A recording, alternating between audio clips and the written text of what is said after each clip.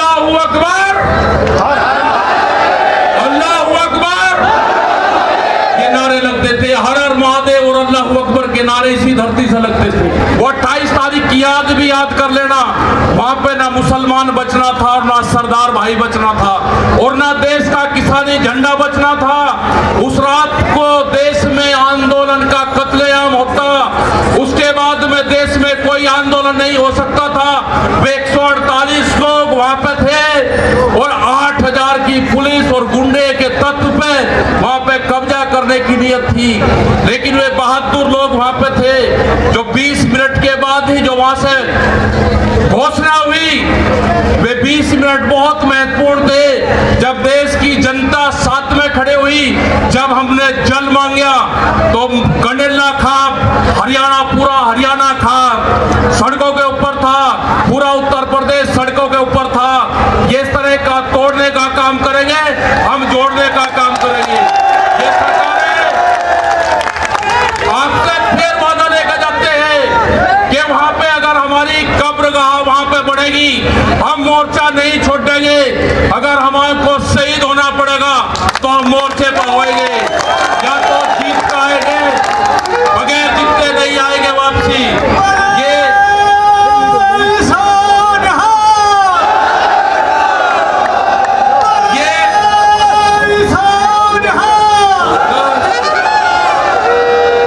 इस तरह की अगर सरकारें देश में होंगी तो ये दंगे करवाने का काम करेगी।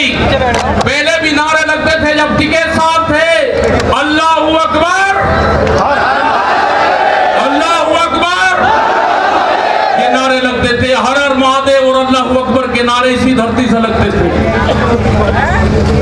ये नारे हमेशा लगते रहेंगे, ये नारे हमेशा लगते रहेंगे। दंगा यहाँ पे नहीं होगा, ये तोड़ने का काम करेंगे, हम जोड़ने का काम करेंगे। किसी गलत फहमी में मत रहना, ये देश हमारा है, ये प्रदेश हमारा है, ये जिले हमारे हैं। आप तैयार रहना।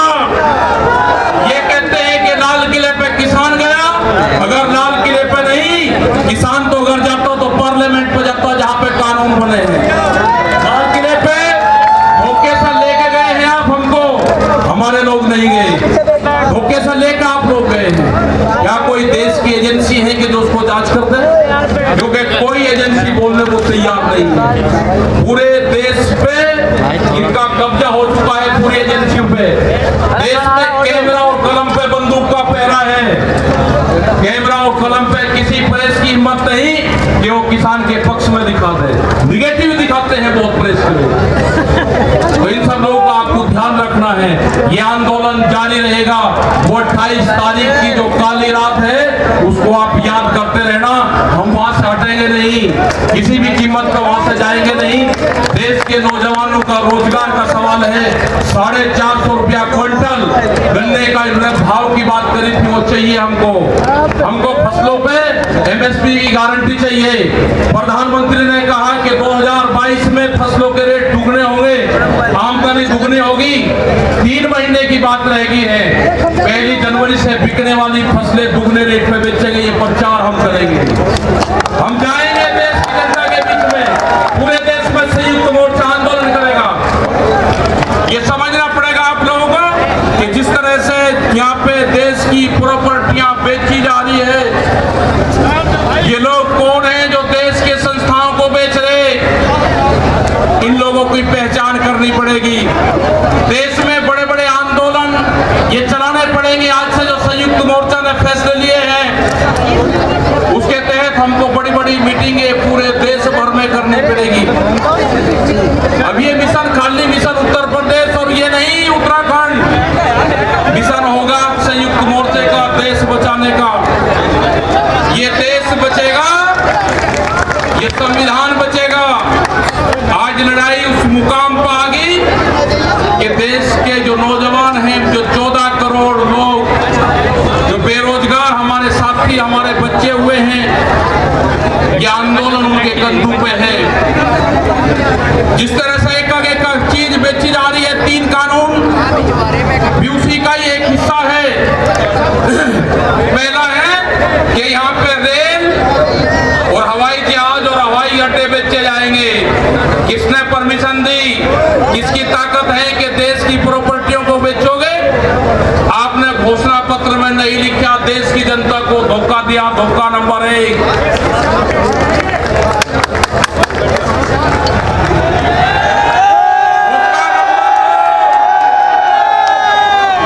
धोखा नंबर 2, बिजली बेचेंगे, प्राइवेट करेंगे बिजली को। ये धोखा नंबर 2 कहीं घोषणा पत्र में नहीं लिखा। जब वोट मांगी नहीं कहा कि बिजली भी बेचेंगे।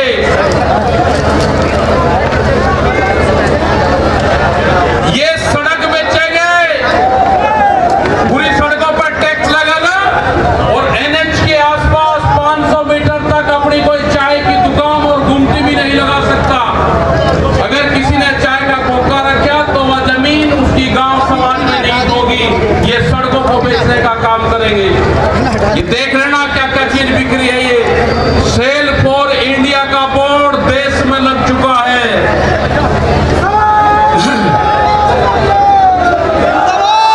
ये है LIC, जो बड़ी कंपनी देश की, बैंक, ये सब बिक रहे हैं। इनके खरीदार कोई और नहीं है, खरीदार अडानी और अंबानी है। ये बिक रहे हैं सब। FCI की जमीन, जहां पे हमारा भंडारण होता था, वे पूरी जमीन, पूरे गोदाम अडानी को दे दिए गए हैं। पूरे FCI के जो गोदाम है अडानी के कब्जे में है। आपके पास में, भारत सरकार के पास में कोई भी गोदाम अब नहीं बचा है। देश के बंदरगाह, पूरा जो समुद्र के तट से 100 किलोमीटर तक एक कंपनी को बेच दिए। वे बंदरगाह भी बिक गए। ये भी आपको जानकारी होनी चाहिए। वहां पे जो मछली पालन किसान हमारा था, जो नमक का किसान हमारा था, सब खत्म हो गए। बड़े बड़े बंदरगाह वहां पे बिक चुके हैं।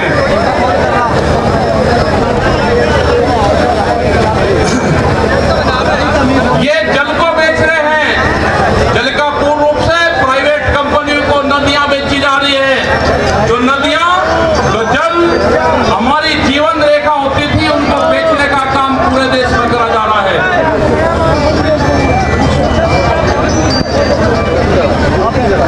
ये इंडिया ऑनलाइन सेल, मतलब कोई भी कीमत किसी भी चीज की लगा सकता है। भारत बिकाऊ है। ये भारत सरकार की पॉलिसी है। अब खतरे में कौन कौन है?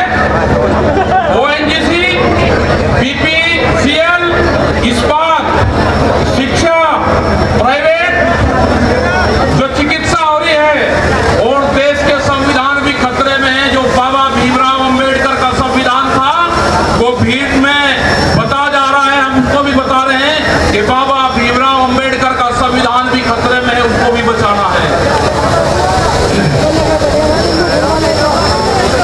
और ये खेती किसानी, जिससे ये आंदोलन शुरू हुआ, ये खेती और किसानी भी बिक्री के कगार पे है।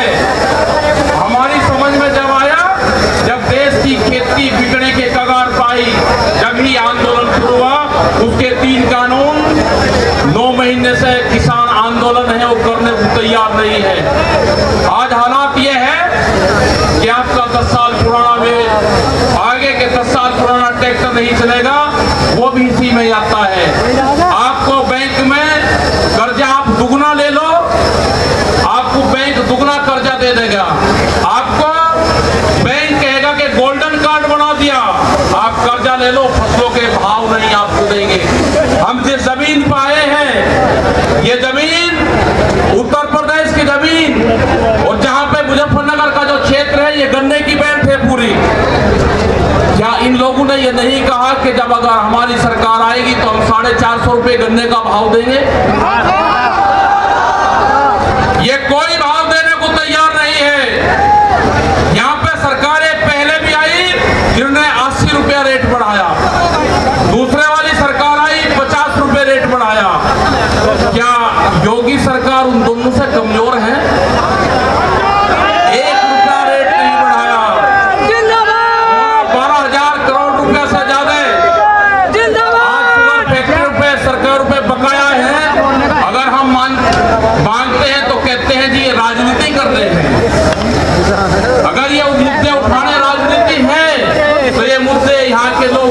बने रहेंगे।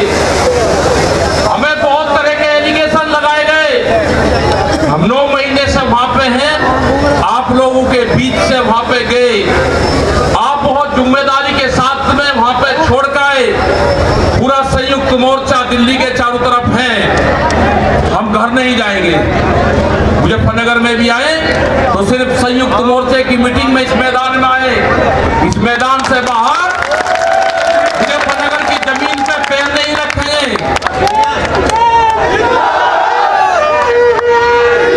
यहाँ पे मुजफ्फरनगर की जमीन पे हम पैर नहीं रखेंगे, हम गाड़ी से यहाँ से वापसी जाएंगे। जब ये आंदोलन फतेह होगा, इस किसान और देश के जवान की जीत होगी, जब ही हम यहाँ पाएंगे। यहाँ पे पुलिस फोर्स के लोग भी होंगे, यहाँ पे पुलिस फोर्स के लोग हैं, उनकी सैलरी 25 और 30 हजार रुपए है। ड्यूटी में 24 घंटे देंगे। मास्टर जो प्राइमरी का टीचर है, उससे आधी सैलरी उनकी होगी।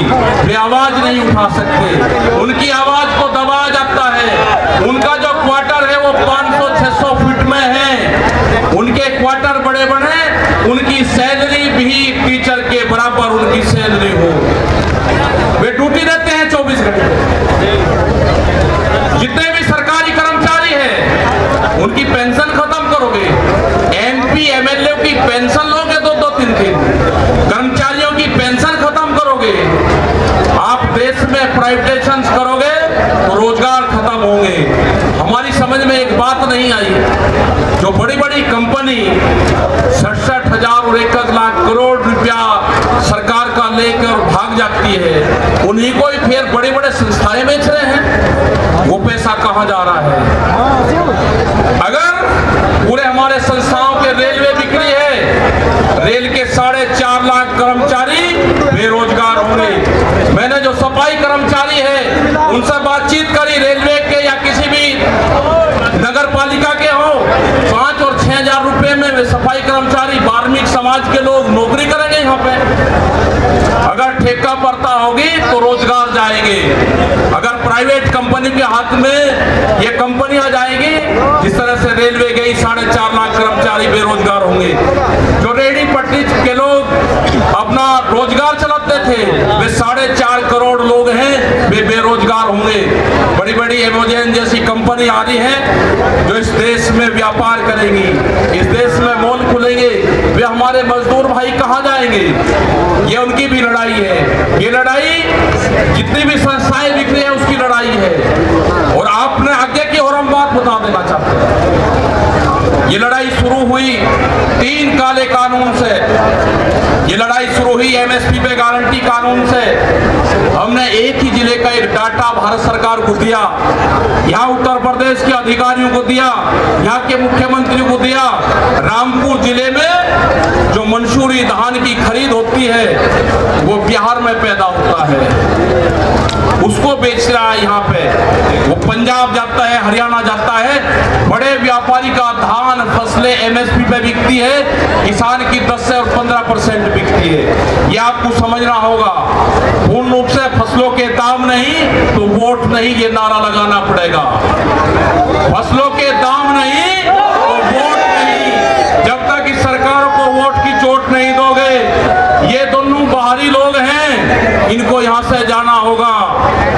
अमित शाह, मोदी और योगी ये चुनाव जीत का है, ये उत्तराखंड से चुनाव जीत के प्रधानमंत्री बने, कोई ऐतराज नहीं। उत्तर प्रदेश की जमीन से जीत के गुजरात में गुंडागर्दी के दम पे आना हो, वहां पे पुलिस स्टेट है, वहां पे जीत के देश का प्रधानमंत्री बने, कोई ऐतराज नहीं है। लेकिन उत्तर प्रदेश की जमीन पे ये दंगा करवाने वाले लोग हैं, इनको यहाँ पे बर्दाश्त यहाँ की जनता नहीं करेगी। ये मिशन जो संयुक्त मोर्चे का है, ये तय